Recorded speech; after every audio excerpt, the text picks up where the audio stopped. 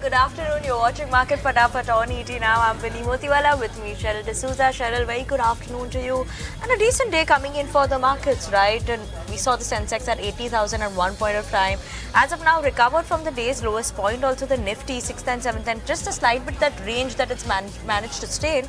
But a good move at least. Absolutely, a good range-bound trading session, you could call it actually, Vinny, for the markets with the Nifty, rather Sensex surpassing 80,000 mark for the first time ever. You have Nifty comfortably above the 24,200 mark. In fact, now inching closer to 24,300. Nifty Bank holding on to 53,000 levels, and in fact just building on those levels.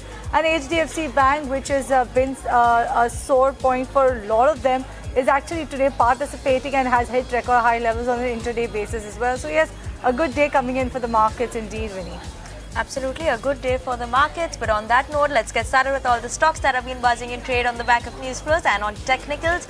On the technicals, we're joined by Nagaraj Shetti, while from the research team, we do have Jinna as well as Ashesha joining in with us. A very good afternoon to all three of y'all as well. So let me start with the first stock that we should be talking about. The first stock that is in focus today is a Sunfara. Now, Sunfara is in focus. Why? We did see that this morning we did have the Dadra plant warning letter that came in, and now what it's highlighting, the letter highlights repeat observations at the Dadra facility, repeat violations at multiple sites, and ineffective quality system is what is the highlight. Coming in, Sunfara had seen, look at it opening, from the day's lowest point, surely tried to make that recovery, just managing to hold on to a slight bit of a gain, but at one point of time was trading with a bit of a weakness. The warning letter, there's an observation that's come in for one of them was failed to clean, maintain and sanitize the equipments in appropriate levels that are required. Other than that, there's another observation that also came in for the failure of the company's part to investigate an unexplained discrepancy of the batch or its components. So on the back of that, we've seen some bit of a weakness coming in for Sunfara today. Absolutely, that's Sunfara for you. But let's talk about Persistent Systems, and that particular counter is in focus on back of the fact that the US-based wholly subsidiary, that's Persistent Systems, has entered into a stock purchase agreement to acquire entire stake in the US-based software company, which is Starfish Associates. This is as per a filing that they had given this early morning. Also, the Starfish is provides an enterprise communication solutions to enterprises, including Fortune 500 companies, and this acquisition of Starfish Associates is expected to be completed in 4 to 6 weeks. And the total consideration for the acquisition is around $20.7 million, which is an upfront payment of $15.4 million to shareholders, and also cumulative earnout of up to $5.1 million to seller over the next 2 years. So on back of that, you have Persistent Systems rising in trade today. Okay, that is Persistent Systems for you all coming in from the IT pack. But let's move on, talk about KNR Constructions. Nagaraj, good afternoon. That's the first stock that you're picking out for us. When you look at it, last 6 months, around a 40% return is what we're seeing. Before that, also, the company has managed to see some bit of a growth, especially traction coming in the last 2-3 months is what we could see, the jump up suddenly is coming. So on the technicals, what's the word for KNR Constructions? Hi, good afternoon, Vinny. We have seen some significant upside moment in KNR Construction in the month of June. After that, the stock has shifted into a downward correction.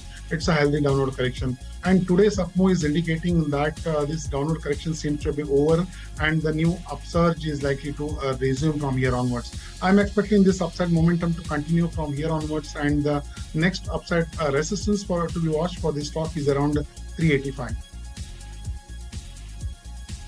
All right, but that is all about KNR Constructions. But let's actually hear out about what's exactly going to happen in the real estate sector. The demand is going to remain strong. That's the word coming in from Keki Mistry. What else did the veteran had to say on the real estate sector? Let's listen in.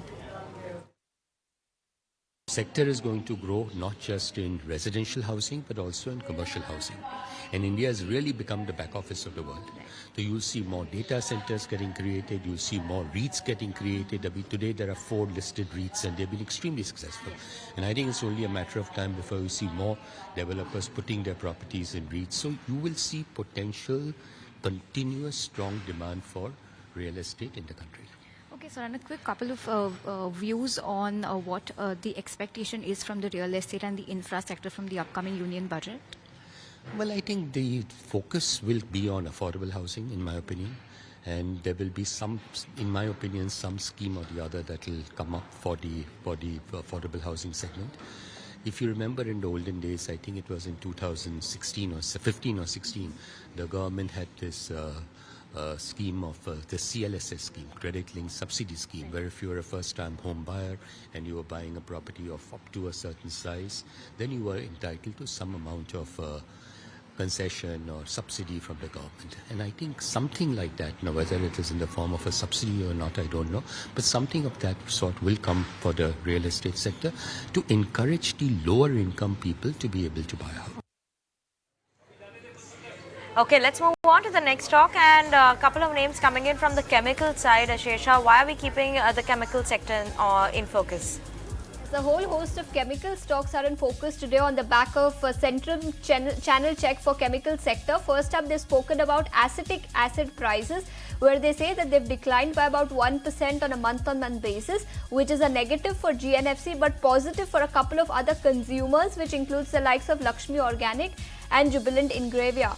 As far as caustic soda prices are concerned, that too have declined by about 1.5%, over 1.5% on a month-on-month basis, which is a positive for players like Deepak Nitrite, GNFC, GSFC, but negative for consumers like Grasim and DCM Shriram. So we have several updates that have come in with respect to chemical prices, and a whole host of chemical stocks are in focus on the back of this. Right, so that is why the chemical sector is in focus. But let's talk about power financiers, and Janelle, looks like PFC REC back in focus. Well, yes, so Bernstein has actually come up with a report, and they've initiated an outperformance rating on both of the stocks, REC and PFC. For PFC, the target price is rupees 620, and for REC, the target price is about 653. What they say is that investors are actually underestimating the duration and intensity of this power cycle. If you look at this cycle, then the NPA risks are much lower in this cycle. They also see these stocks as a leveraged power sector plays. Now, they say that these companies have better return on equities and growth than their other power peers, while trading at cheaper prices on the valuation front. And if you look at the stock performance, then PFC is trading with the gains of about 5%, whereas REC is up about 3.7%. Okay, let's move on to the next stock. Today that's buzzing in trade is Castrol India. And Nagaraj, what's the word coming in for Castrol on the charts? Today we're seeing it perked up in trade. Is there any sort of a pattern that we're watching out for from Castrol India in the long term? Yeah, obviously, overall trend pattern is looking for strongly positive. The Castrol was facing resistance around 220, 225 levels over the last few months as it hit and declined from that resistance, and this week's up move has surpassed that resistance. This overall chart pattern with volume and RSI is looking very positive for the stock. I'm expecting this sharp upside momentum to continue further, and the next overhead resistance to be watched for the stocks would be around 260.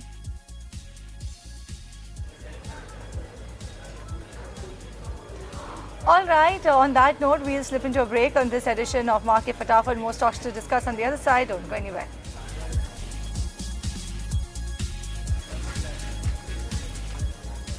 Welcome back. You're watching Market Fatafat on ET now, and let's talk about the next stock that's in focus. We have Puravankara from the real estate side that's in focus after the company has bought a 7-acre land parcel which is in Bangalore, and this is for around a GDV, that's a gross development value potentially over there is of around 900 crores. This came in as an announcement yesterday. What they're looking to do is they intend to build around a 7.5 lakh square feet of luxury residential property.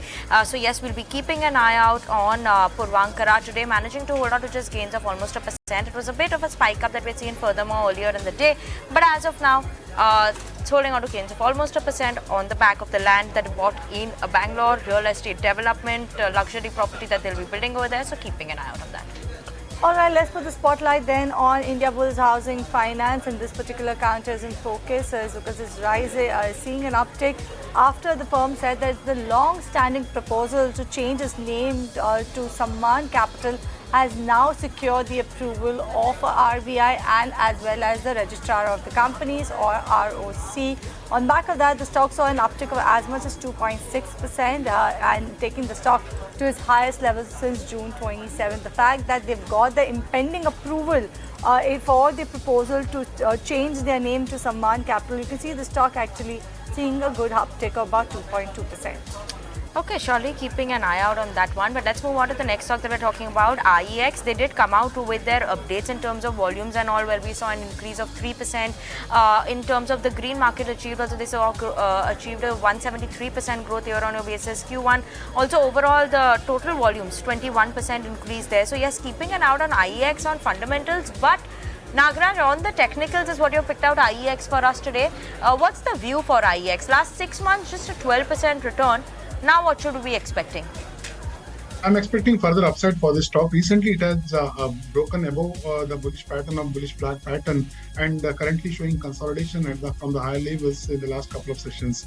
I'm expecting this upside momentum to continue further, and I'm expecting this stock to reach around 205 to 207, which is the next set of resistance in the near term, in the next at least 1 to 2 weeks.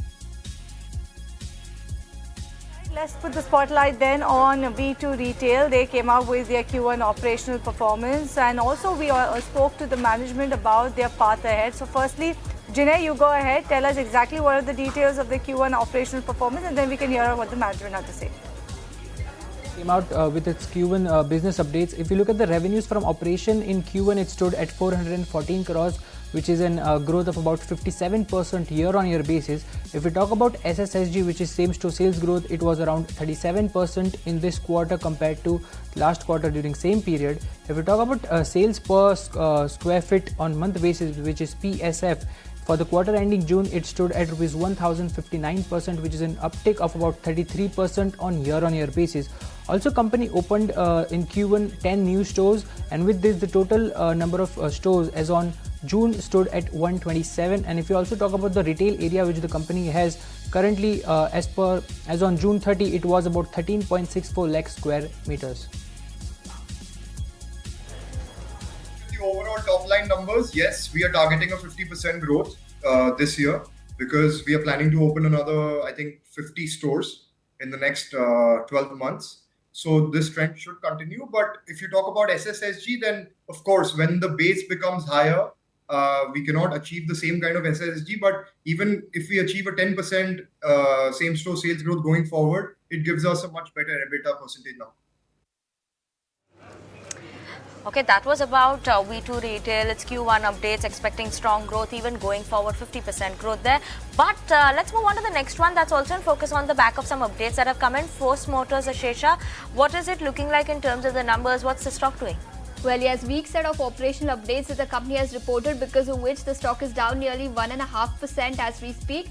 Now, exports for the quarter gone by have been impacted severely. So, same time last year, company exported about 440 units, which fell down to about 88 units in the quarter gone by, which is a massive fall of about 80% on the year-on-year basis. As far as domestic sales are concerned, they continue to remain strong. 2,465 units is what the company sold domestically, which is an increase of about 13% on a year-on-year basis.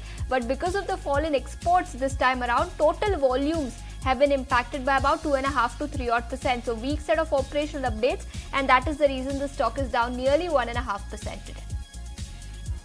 All right, so that is Force Motors for you because of the numbers coming in lower for the month of June. But Capin Tech, Nagaraj, how is this one looking on the charts to you?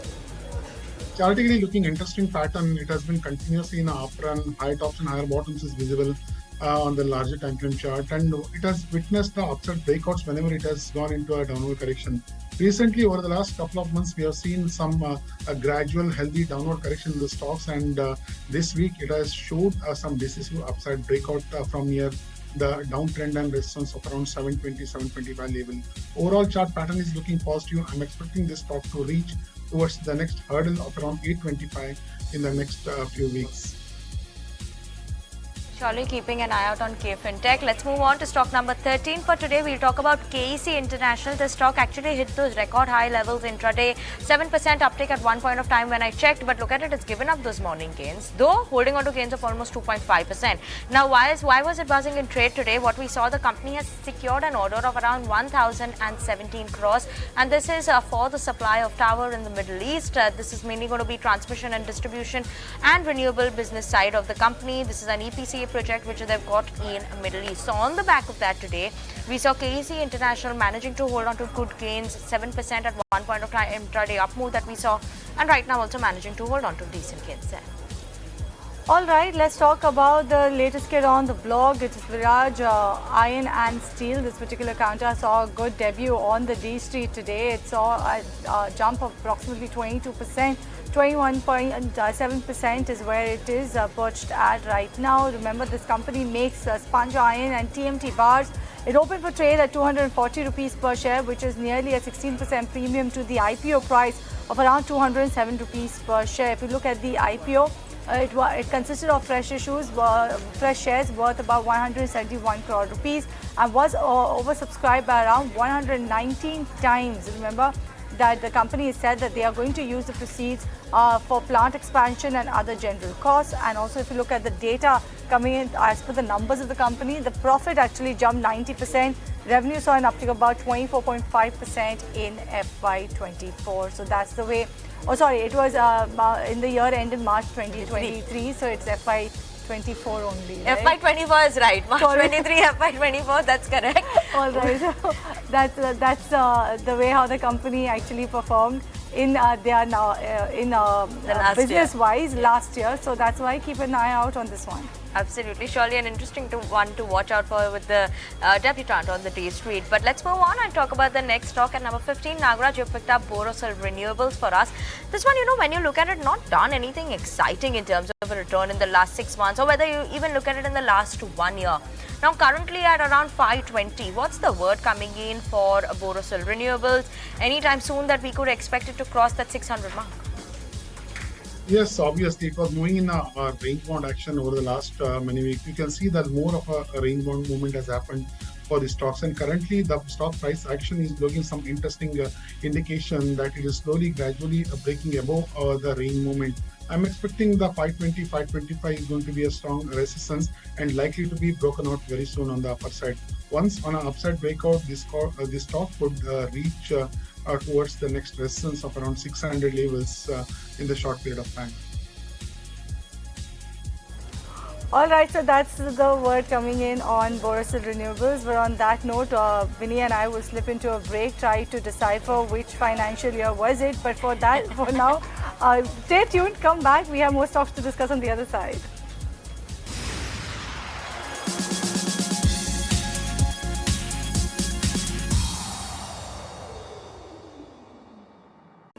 If you like this video, then like, share and subscribe to ET Now.